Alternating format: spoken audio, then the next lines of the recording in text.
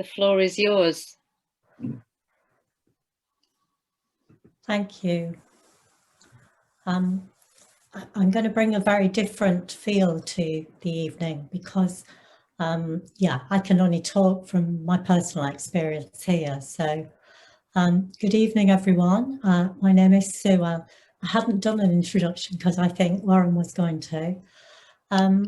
I began my career and life as a youth worker on the streets of Manchester, engaged with working with young people and some adults, particularly around working with girls and young women and around anti-racism work in the 80s, in the early 80s. I then moved on into education management, and more recently I ordained in 2014 as an interfaith minister. And since then, I've been working in the charity sector, again, around social justice. So that's who I am. I live in Manchester and I work out of Chorlton Unitarian Church, which I think is where Warren perhaps was a bit confused. I've learnt so much just listening to people tonight, so thank you to everyone who's already gone. When Malika first asked me to say a few words this evening, my reaction was, why me? I'm no expert on the subject matter. And my initial reaction initially came from my expectation that to be an expert, one had to be an academic or have skills and experience in the field that I don't feel I have. On reflection, I realised I could speak to you this evening as an expert on white supremacy. I haven't read many books and I'm not an academic or a teacher on this subject. My expertise comes from being just who I am, a white woman, and I know that white supremacy lives in me. Over the years, I've benefited from the generosity of a number of Black writers who've offered their work to help white folk gain an understanding of racism and how to promote anti-racism. Tonight, I'm going to use the work of two wonderful teachers who I found really helpful in bringing me to a greater understanding of white supremacy and its manifestations in and around my life. Layla Zaid, who wrote a book called Me and White Supremacy, and Ruth King, an African-American Buddhist nun, who's written a number of books on race and racism. And the one I will refer to this evening is called Mindful of Race, Transforming Racism from the Inside Out. To exemplify their teaching, I'm going to use some everyday events from my life and work. So let's start by just acknowledging that for white people, talking about racism is akin to extracting teeth or giving birth. It disturbs us deeply and triggers things for us that we'd rather not face. I often say, and particularly in religious and spiritual circles, that we find it easier to talk about our sex lives than about racism. And please know that for me as an ex-Catholic, that would be excruciating.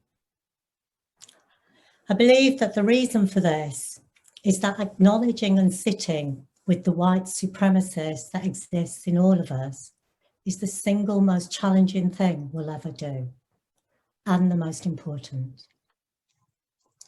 Layla Zaid wrote a piece in her book that's really stayed with me throughout this exploration. It simply points out that for me as a white woman, the racial status quo is comfortable virtually 24/7.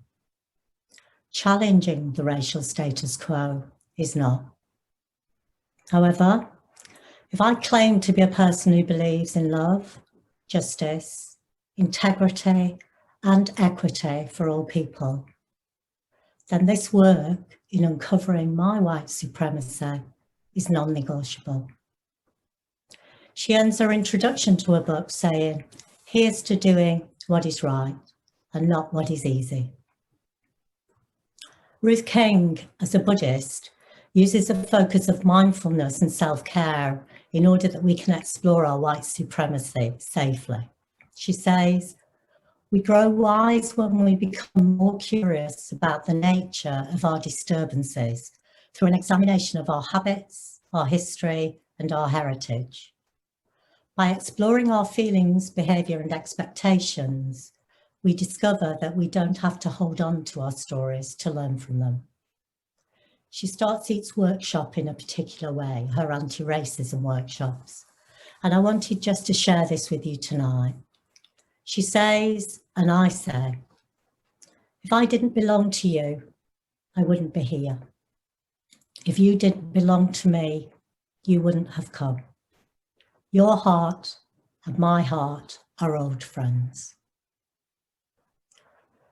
White supremacy is often attached to the Ku Klux Klan and other extreme right-wing groups. These groups are made up of people who believe white people are superior to black people and that they have often a God-given right to murder and hurt black people. These are the overt white supremacists, and often the safest, as you know exactly what they're thinking and wanting to act on. This evening, I want to talk about what I consider to be a more dangerous and insidious white supremacist, the one that exists in me. A short definition then from the book that Layla Zaid wrote. It just says, white supremacy is a system of oppression that confers unearned advantages and privileges to one group of people at the expense of another. It's an ideology that perpetuates harm through discrimination, abuse, racist stereotypes, and criminalisation. It's a set of subtle behaviours, thoughts and beliefs, often unconscious, that when put together make up a really scary jigsaw puzzle. Just a word now about language, because I know for me certain words trip me up. They stop me from hearing things and they trigger a reaction that can prevent my engagement. I may use some language this evening that may do that for you. And all I ask is that you notice this and try not to let it block you from being engaged. I'm also speaking as a white woman to other white people.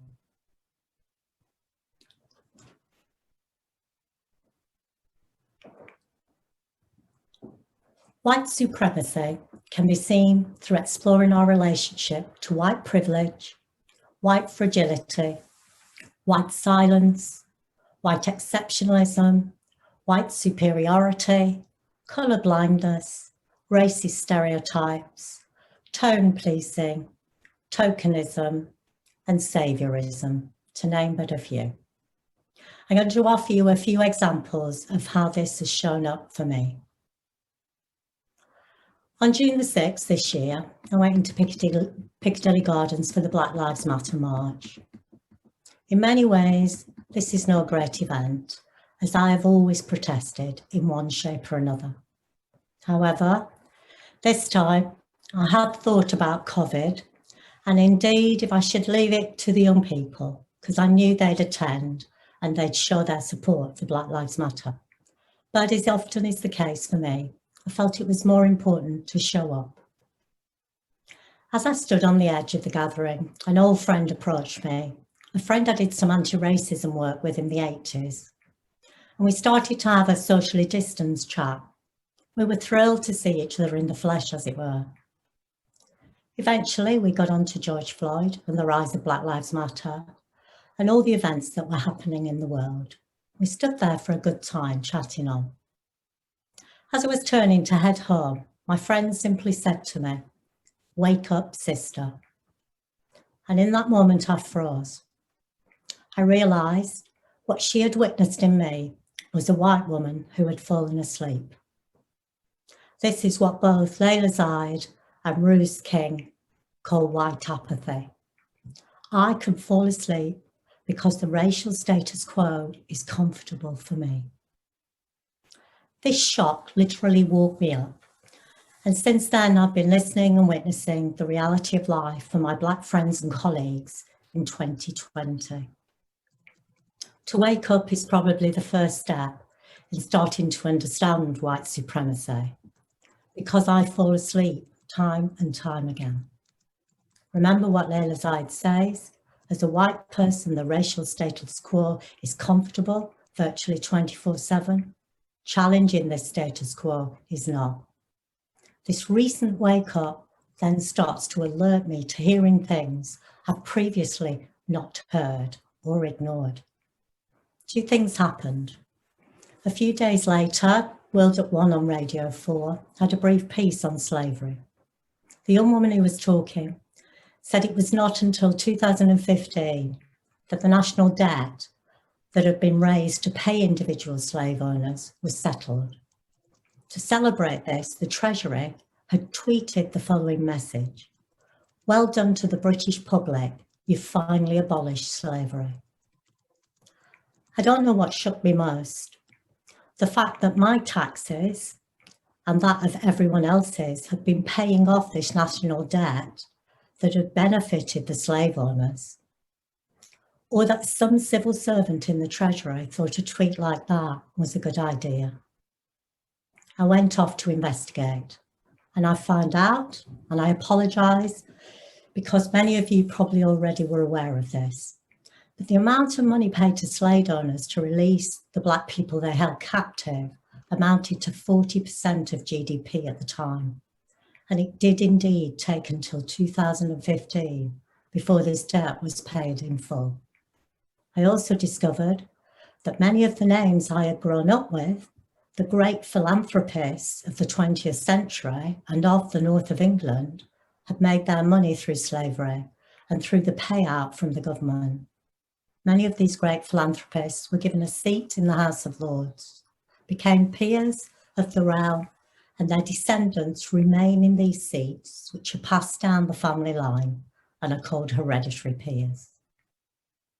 It really brought home to me that I've grown up in a country with a culture of white supremacy at its heart, and it's our treasured political system. The second occurrence came from listening to the great Cornel West speak about Black Lives Matter. And he spoke about the spirit moving, how it was moving amongst people in a way he'd not previously witnessed.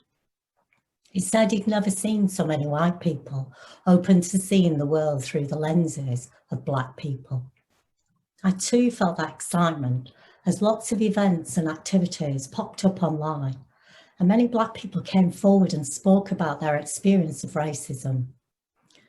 Indeed, I was party to this interfaith forum, when the team brought forward a number of people to share their experiences across public life in the GM, Greater Manchester. We have heard people speak about their experiences as Black people in the NHS, the arts, sport, mental health, education, and much more. And at times this was uncomfortable listening.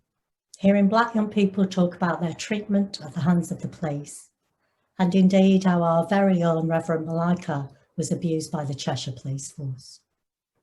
And still, we could say, could we not? That's them, not me. That's the police, that's the education system, that's the arts world, that's the political system. It's not me. I'm a good white person, trying to stand with my Black friends and colleagues. The authors I refer to call this white exceptionalism.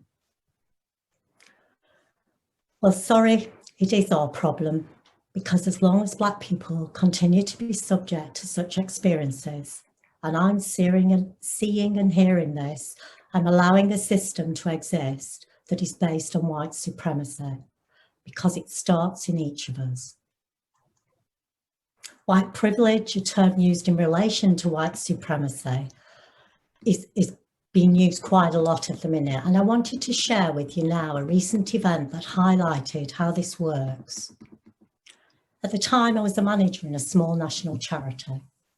We're a fairly representative charity in terms of diversity. We have people working across the country, but we're based here in the Northwest. Flexible and home working was part of the norm, but as a manager, I felt time together in the office was crucial to building a team. I began to notice that the two Black members of staff were often one of the first into the office in the morning and one of the last to leave, and that they never worked from home. Many of the other staff would work from home whenever it suited them. When I raised the issue in the team meeting and asked members of staff to be accountable for their flexible working, I noticed that the black staff remained silent, and I could see they were feeling uncomfortable.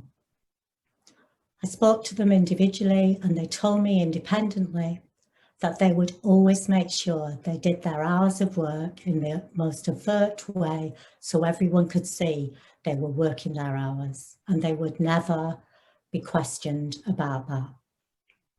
They were frightened that even in one of the most enlightened of office environments and a Christian charity that prided itself on being just and fair, they would be the ones that were questioned for not doing their work. They'd both previously experienced difficulties with employers and been subject to racism and had been forced to leave. They spoke of the team we were in, and they watched the white privilege all around them, and they found it difficult to understand how the managers, yes, we were both white, allowed staff to be so flexible and totally unaccountable for their time. Talking to the white staff, they had no awareness of this privilege. Indeed, they saw it as their right. Of course, you can imagine the kickback when I asked the members of the team to be accountable for their time the charity was paying them for, and believe me, I was not asking them to clock in and clock out. And so I have to ask myself constantly, what is my white privilege and how do I work to address it? What do I need to give up because I believe it is my right? What I know is I've never been pulled over by the police because I'm white. I've never been not shortlisted for a job because of my name. I've never got a job because I'm white, not got a job because I'm white, nor have I been told that I only got the job because I am white, even though that is probably the basis on which I did. These are everyday experiences for my black friends and colleagues. And for as long as this is the case, they are a privilege for me.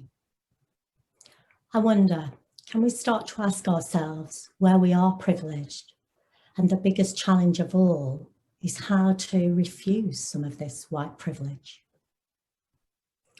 I've joined a number of groups and courses to help me improve my understanding of white supremacy and my role in perpetuating it.